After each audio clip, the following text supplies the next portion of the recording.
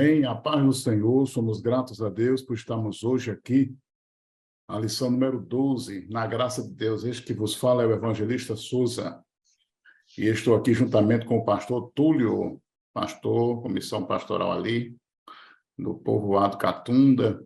Então, na bênção de Deus, então queremos agradecer a Deus, a todos os obreiros e obreiras, superintendente de escola, vice-superintendentes, professores, irmãos e irmãs, todos aqueles que estão sintonizados e com aquela sede e vontade sempre de estar estudando a palavra, e nós também, como mensageiros de Deus, aqueles que foram chamados pelo Senhor, para passarmos uma mensagem de singeleza, de vida, de coração. Então, somos gratos a Deus, nossas saudações. Pastor Túlio aí também com as suas saudações. A paz do Senhor, evangelista Souza, assim como também a todos os superintendentes de escola dominical, professores e todos aqueles que terão acesso a este podcast, desta lição, certamente servirá de um subsídio e fortalecerá, assim, os estudos com relação à lição de número 12, onde nós aqui discorreremos a respeito deste assunto. Que Deus possa trazer a iluminação em nossa mente para podermos expor as verdades contidas aqui nesta lição. Amém. Então, hoje estamos estudando e iremos estudar a lição cujo tema é Posso Viver para a Sua Glória. Diz assim o texto sagrado, que está em 1 Coríntios, capítulo 10, verso 31. Portanto, quando vocês comem ou bebem ou fazem qualquer outra coisa, façam tudo para a glória de Deus. Isso está em 1 Coríntios, capítulo 10, versículo de número 31. Uma bênção de Deus, porque aí nós temos sabedoria para o nosso viver diário, e a Bíblia declara, e mostra e ensina que um filho sábio glorifica a Deus, e ainda aprendemos pela Bíblia que o sábio ele é bem-sucedido. Por quê? Porque ele recebe de Deus e desenvolve um coração obediente, porque quem ama Jesus obedece. Então, Jesus aprendeu o caminho da obediência e submissão, e é através de Jesus e mediante Jesus, e tomando como exemplo referencial a pessoa de Jesus que nós devemos crescer. O Evangelho segundo escreveu São Lucas, capítulo 2, versos 39 ao 52, que é o nosso texto bíblico básico. Eu vou ler aqui apenas alguns versículos. Não vou ler todo o texto, porque aí os professores terão sempre a oportunidade de fazerem a dissertação desse texto em suas classes, né? Então, Lucas, capítulo 2, verso 39, diz assim: quando acabaram de cumprir tudo segundo a lei do Senhor, voltaram a Galiléia para a sua cidade de Nazaré. E a Bíblia diz no 40, e o menino crescia e se fortalecia em espírito, cheio de sabedoria, e a graça de Deus estava sobre ele. E o 52 diz, e crescia Jesus em sabedoria, e em estatura, e em graça para com Deus e os homens. Então, que esta lição realmente traga para nós os seus objetivos importantes, que é compreender que a obediência, que sim, glorifica a Deus, explicando também que é preciso viver a liberdade cristã com sabedoria. E, ao mesmo tempo, esta lição nos leva para afirmar que precisamos usar palavras que glorifiquem a Deus. Então, é uma bênção estarmos aqui para mais uma preciosa lição, esta lição número 12. E a primeira parte aqui, o tema, o tópico 1, que fala sobre a obediência que glorifica a Deus. E nós temos como referencial aquela passagem que fala sobre a ida de Jesus a Jerusalém, quando este estava com 12 anos, quando os pais de Jesus iam todos os anos, né, conforme a obediência à lei, os pais iam para Jerusalém comemorar a festa da Páscoa. Maria e José, que também eram obedientes à lei de Deus, haja vista que a lei ainda estava em vigor, pois Jesus ainda não havia cravado na cruz aquela lei, e os pais de Jesus, obedientemente, foram até a Jerusalém, cumprindo o que a lei determinava. Então, quando Jesus era um adolescente, cerca de 12 anos, ele acompanhou exatamente seus pais até Jerusalém para a festa da Páscoa. E depois de terminada a celebração, as famílias que retornavam para suas casas, onde todos viajavam juntos, e os pais de Jesus pensaram, veja aí, que ele estivesse com os amigos ou familiares. Quer dizer, eles estavam achando. Porém, quando perceberam, aqui nós temos uma atenção maior, primeiro eles acharam, depois eles perceberam que Jesus não estava entre as caravanas que retornavam para Jerusalém, de Jerusalém, e aí começaram a procurá-lo por toda parte. Então, pastor Túlio aí fazendo algumas considerações finais acerca, finais não, né, iniciais, acerca desse texto que tão didático nos revela coisas profundas como nós devemos viver para a glória de Deus. Então, o primeiro ponto, a obediência que glorifica a Deus. A obediência da vida cristã, ela tem um alvo. E o alvo dessa obediência é glorificar a Deus. Façais tudo para a glória de Deus. E a lição, o primeiro subtópico dela aqui, fala de um filho obediente. E como exemplo, como o evangelista Souza já destacou, tem a pessoa do nosso Salvador Jesus. E assim também há um ponto importante a ser observado, é que Jesus tinha as suas duas naturezas, a natureza humana e a sua natureza divina. E ambas as suas naturezas viveram em vida de obediência. Na sua natureza humana, Jesus viveu uma vida normal e foi assim obediente aos seus pais. Com a sua natureza divina, ele foi obediente ao Pai, para assim fazer a sua vontade, executando a missão que o Pai havia assim o designado para que cumprisse. Com isso, essas duas naturezas de Jesus evidencia o fato maior da lição, que é a obediência.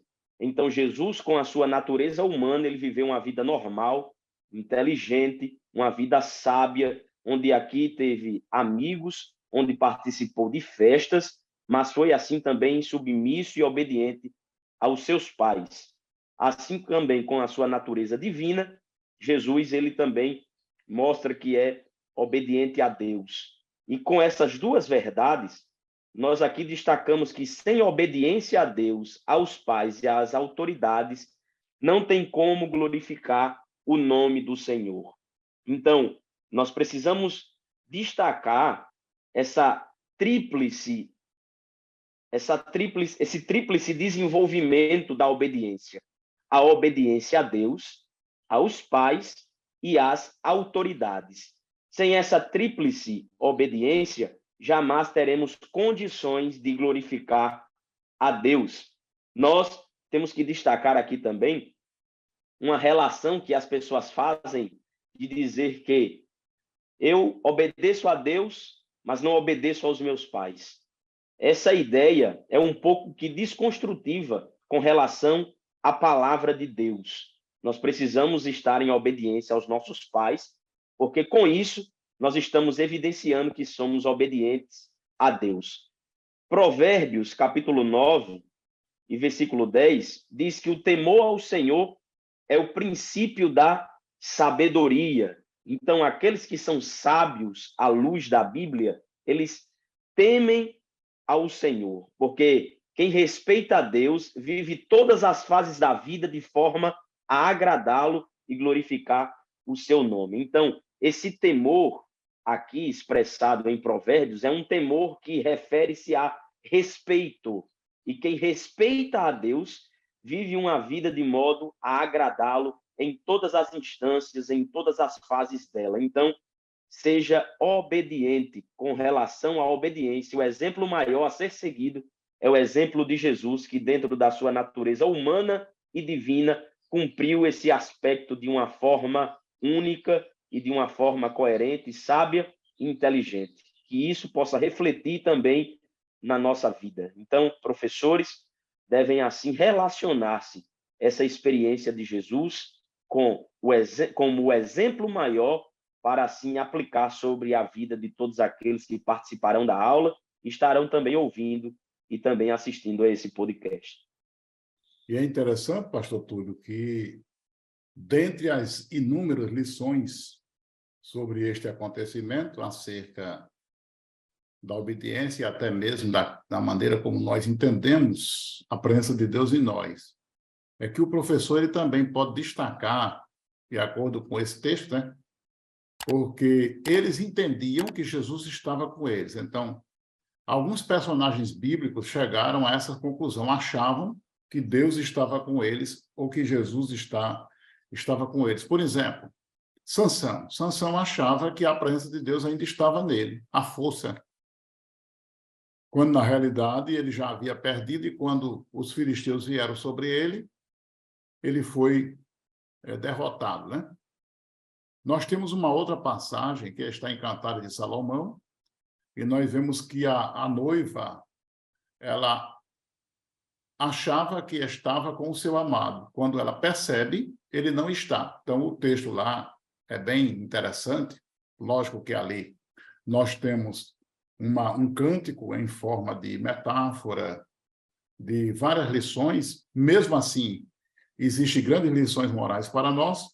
E depois ela percebeu que não estava com o amado e saiu em busca dele. E aqui nós temos o caso de Maria e José, que achavam que a presença de Jesus estava entre eles. Então, nós temos que entender que o princípio e a vida de obediência a Deus não é nós acharmos, não é nós temos as nossas próprias conclusões, é saber se estamos dentro exatamente desses parâmetros, né? Da obediência. Quer dizer, para nós termos a presença de Deus em nós, não é simplesmente eu achar que tenho, mas é saber exatamente se nós estamos dentro exatamente daquilo que a palavra de Deus nos ensina, conforme o versículo aí citado, que o temor do Senhor é o princípio da sabedoria, quer dizer, é uma norma, é uma diretriz referencial em que nós devemos entender que esse temor aí não é um medo, mas é uma maneira de reverenciá-lo e entender que merece respeito e que dá vida feliz a todos nós, conforme atesta o Salmo de número 1, né? Que bem-aventurado é o varão. Então, é aquele ou aquela que respeita a Deus e vive todas as fases da vida de modo a agradá-lo e glorificar o seu nome. Então, aqui é uma maneira de nós glorificarmos ao nome dele. Como? Através de uma vivência e de uma vida testemunhando a beleza da palavra de Deus em nós.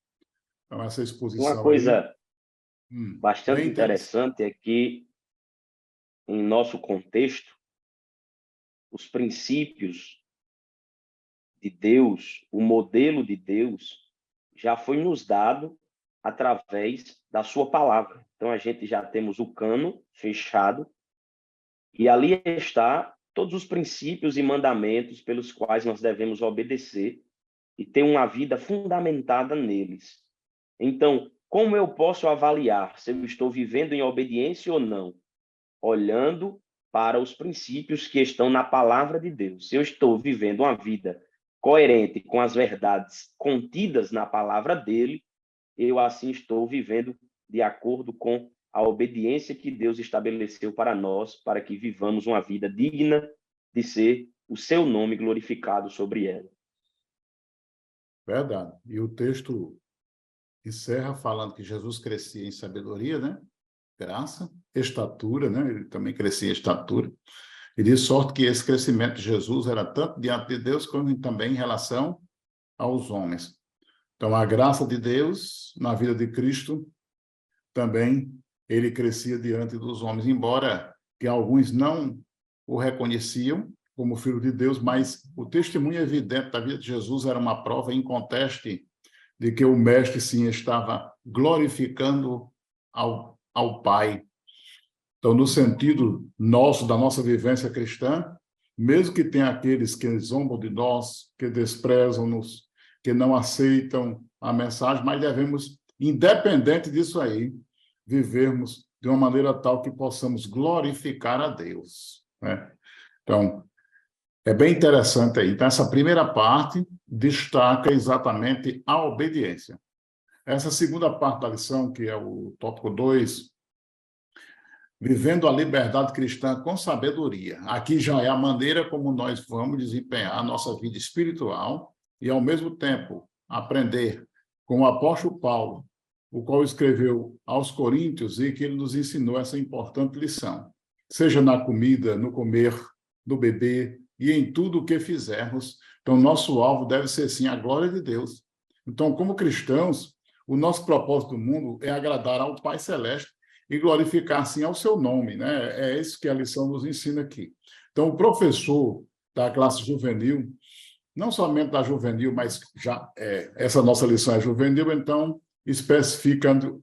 Então, o professor da classe juvenil, ele deve mostrar exatamente aos alunos que o Senhor Jesus ele nos liberta, nos libertou, né, do jugo do pecado e nos deu uma nova vida e que agora nós somos livres.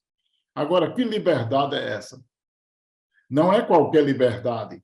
Ou não é aquela liberdade em que, agora eu sou livre para fazer o que eu quiser. Não, essa liberdade é uma liberdade para a glória de Deus. Essa liberdade não é para fazer aquilo que nós bem entendemos, porque aí não seria uma liberdade propriamente bíblica e teológica, né? Aí seria alguém seguir os desejos da carne e dos pensamentos. Porque lá em Eclesiastes, se nós lermos o versículo sem o contexto, que o jovem busque lá os desejos, os caminhos do seu coração, agora sabendo que tudo isso, Deus vai exigir contas. Tem uma prestação de contas, quer dizer, essa liberdade não é aquilo que nós achamos ou entendemos, que é exatamente aqui o tópico 1, em que os pais de Jesus achavam que Jesus estava com eles, quer dizer, eles estavam achando. Então, não é eu achar, mas é depois eu observar e entender se realmente Cristo está em nossa vida. Então, existem muitas pessoas aí que se autoafirmam, eu já tenho Deus, eu já tenho Jesus, eu já tenho a Bíblia, eu já faço tudo isso aí que essas pessoas fazem. Mas, na realidade, quando nós vamos fazer uma observação mais profunda e apurada, não é que eu vá chegar e dizer assim, você não está vivendo a Bíblia. Não, não é o meu crivo. É entre essa pessoa e Deus. Se for mesmo fazer uma análise profunda, talvez essas pessoas precisem exatamente buscar a Deus com mais precisão e vida, né? Então, esse tópico 2 é viver a liberdade cristã com sabedoria. Pastor Túlio. Então, vivendo a liberdade cristã com sabedoria. E esse termo, liberdade cristã, eu acho um termo importante aqui a ser destacado. Que algumas pessoas acabam colocando em xeque esta verdade da palavra de Deus. E confundem até mesmo ele dentro das suas práticas. Então, ter liberdade cristã não trata-se de uma legalidade para pecar.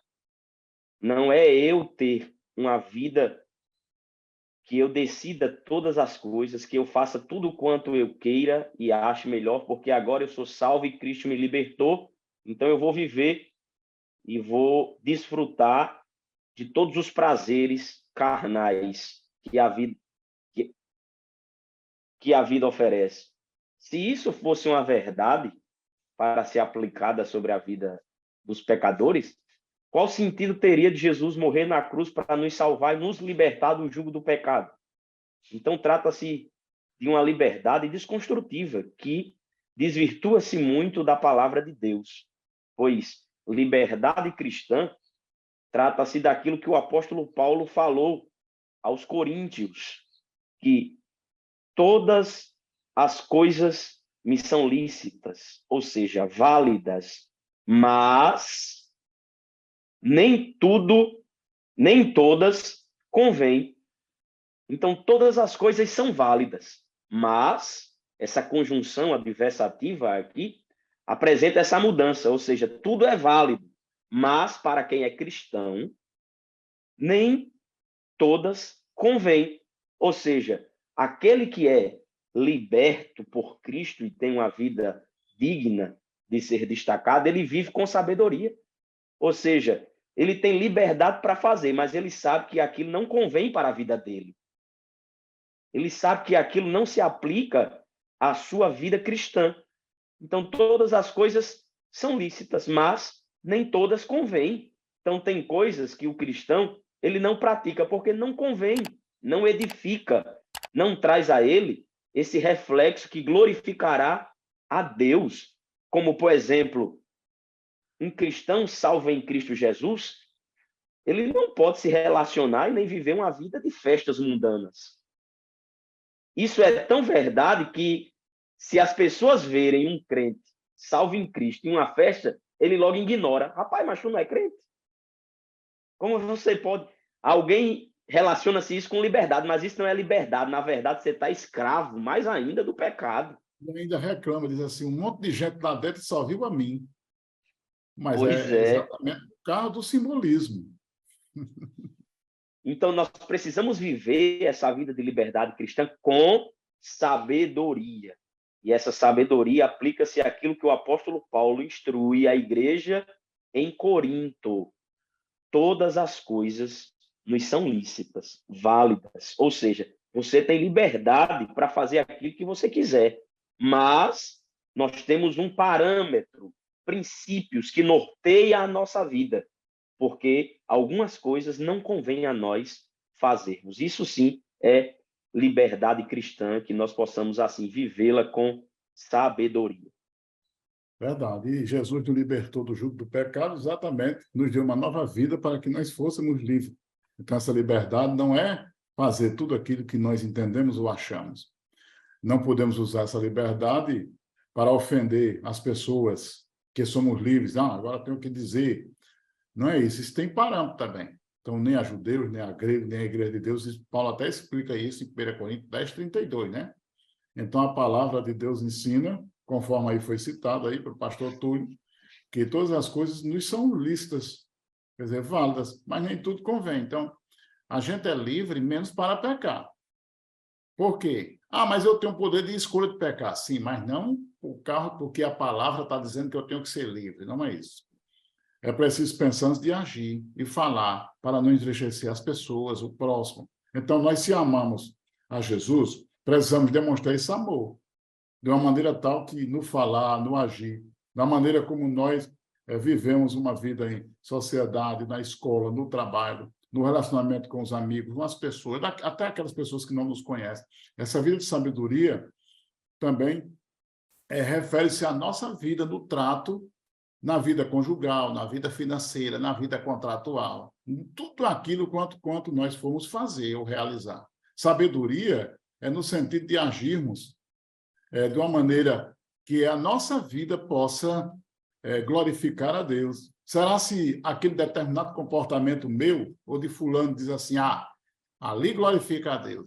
Porque quando uma atitude dessa não glorifica a Deus, com certeza, não é porque apenas o descrente, ou a gente diz, né?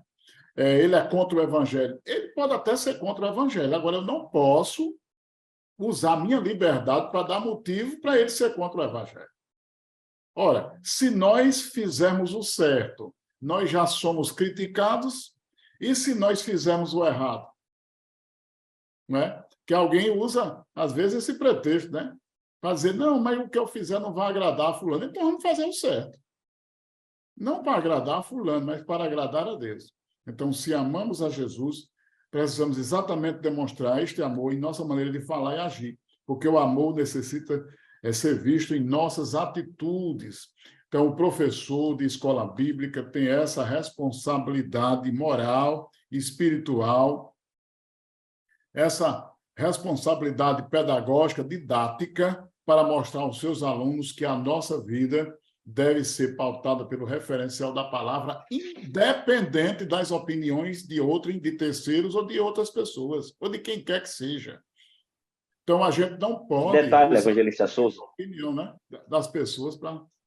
esse é um desafio nosso, como igreja, como mentores, instruir principalmente os nossos jovens, tratando assim da classe juvenis, a respeito desses assuntos. Principalmente deles não acharem que ter uma vida cristã é uma vida de negacionismo. Não Negacionismo, pode fazer nada. escravidão, não é? Então, Não pode não fazer posso nada, a fazer. gente não pode fazer a gente não pode fazer nada. Então, nós, como pais, professores, pastores, superintendentes, temos que ter essa maturidade de expor que a vida em Deus é uma vida de prazer nele. Porque quando nós temos prazer em Deus, aí sim nós podemos ter um entendimento claro a respeito dessa condição, que todas as coisas são lícitas, mas nem todas nos convêm, para que a pessoa não sinta-se saturada, não sinta-se não sinta-se cobrada demais por ver, principalmente no âmbito escolar, alguns colegas fazer aquilo e ele não poder, ele tem que entender. Então, é um desafio enorme gerar compreensão na mentalidade dessas crianças, desses jovens, a respeito dessa condição, que eles possam amarem a Deus para entender que o melhor da vida está nos princípios de Deus. E para o cristão não vale aquelas expressões, todo mundo faz. Por que é que eu não posso fazer?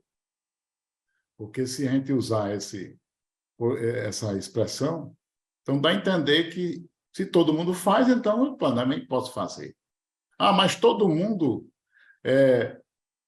deixa de fazer isso ou faz isso. Mas nós, como cristãos, não podemos usar essa expressão todo mundo.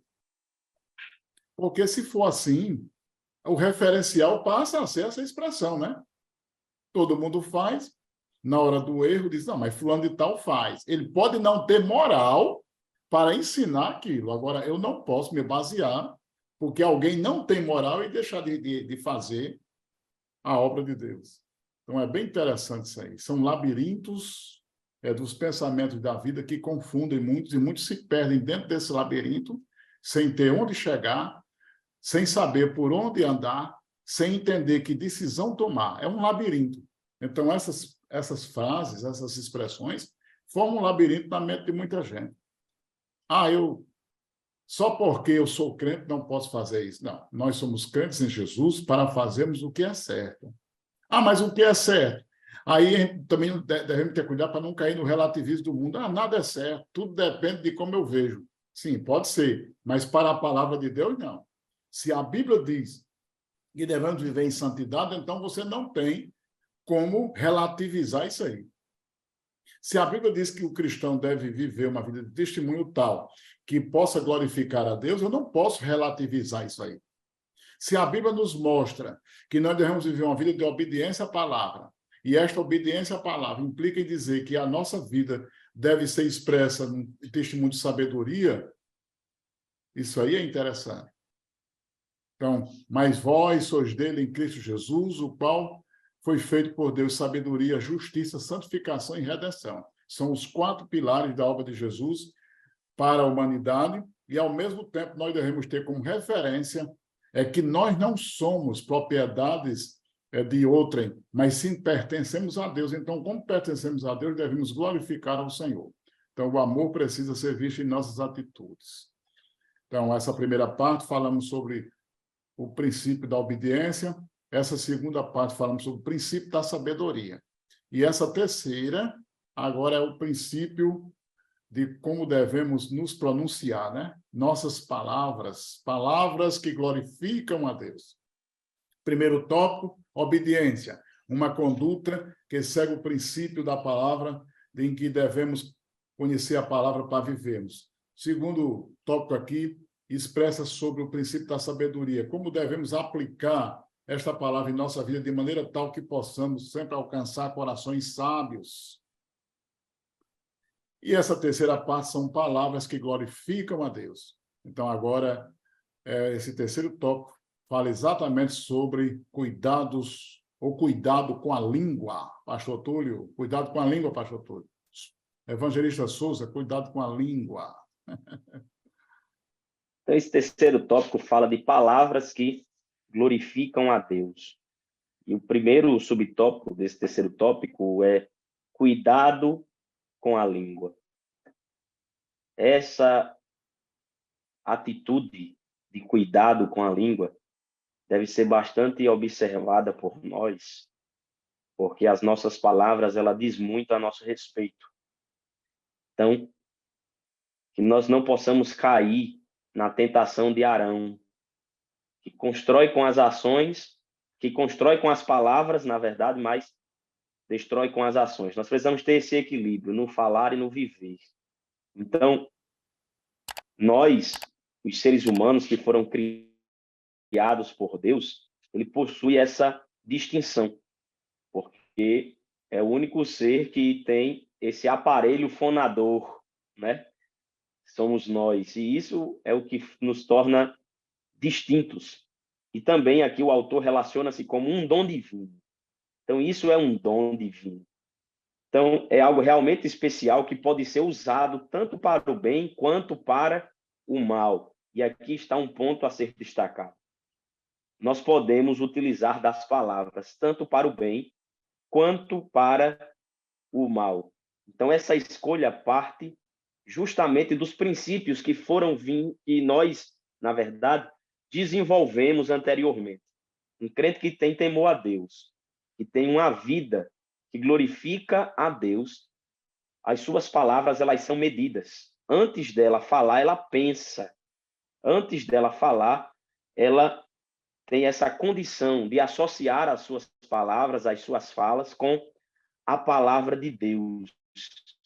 Então, é algo realmente especial que pode ser usado tanto para o bem quanto para o mal. Algumas pessoas utilizam-se da palavra para prejudicar outras pessoas, para maldizer outras pessoas, e com isso traz e mostra que o seu caráter é um caráter completamente distorcido. Então, juvenis que estão em plena formação, eles devem ser bastante moldados com relação a isso, naquilo que fala, naquilo que diz, porque alguns crentes em Cristo são mal interpretados com aquilo que fala. Tem até uma vida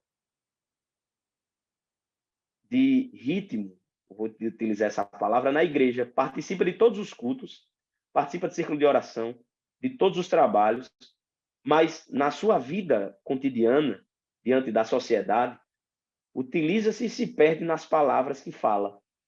E isso traz esse desequilíbrio para a sua vida. Tiago, no capítulo 3, versículo 6, ele faz uma comparação que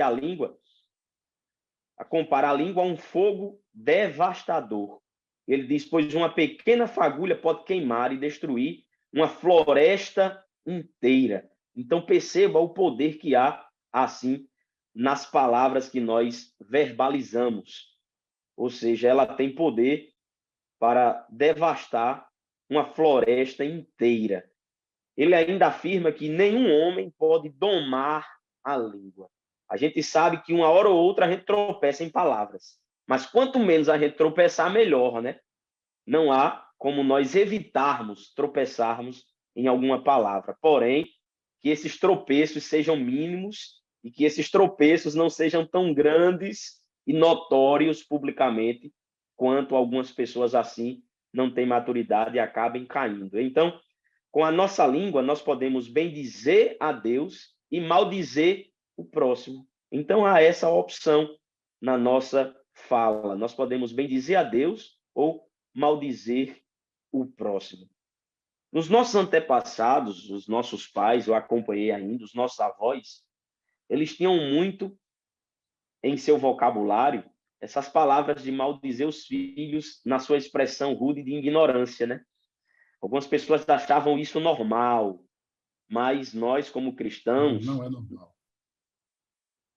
nós, Pois como é, não. cristãos, em que nós avaliamos a vida e principalmente a fala de acordo com a palavra de Deus, essas palavras que foram construídas pelos nossos antepassados, elas devem ser desconstruídas à luz da palavra de Deus, porque isso não é normal. Você utilizar uma palavra de maldição sobre um filho, sobre a família, sobre um parente, e antigamente tinha muito isso. As pessoas guardavam essa ira enorme e maldizia as outras pessoas, não expressavam esse ato de perdão. E nós precisamos ter e relacionar a nossa vida, a nossa fala, de acordo com a palavra de Deus. Então, ter o controle da língua não é fácil, mas não é impossível para os discípulos de Jesus.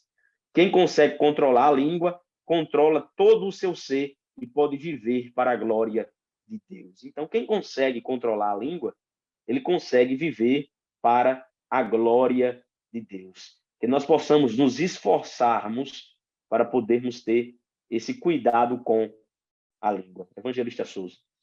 Verdade. Nossa maneira de falar, né? Que é o subtópico aí do 3.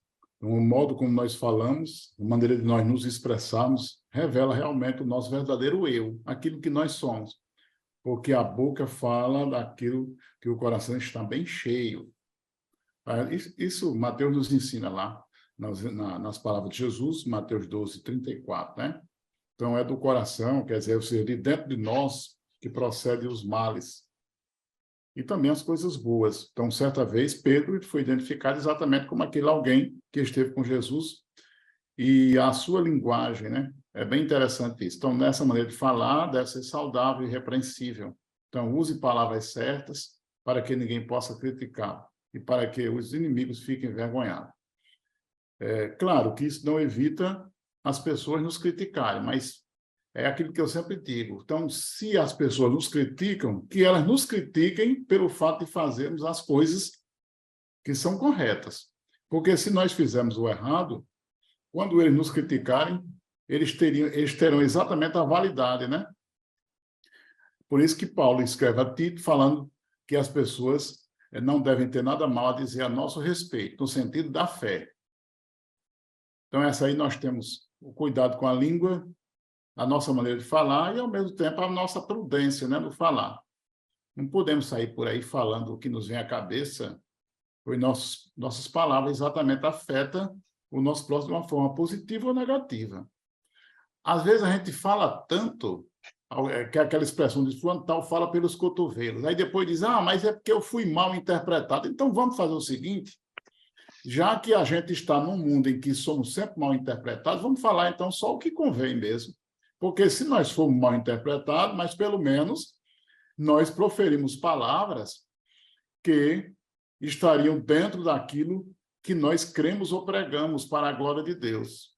Mas, se a gente fala além daquilo que deveríamos falar, sempre surgirão interpretações diversas, né?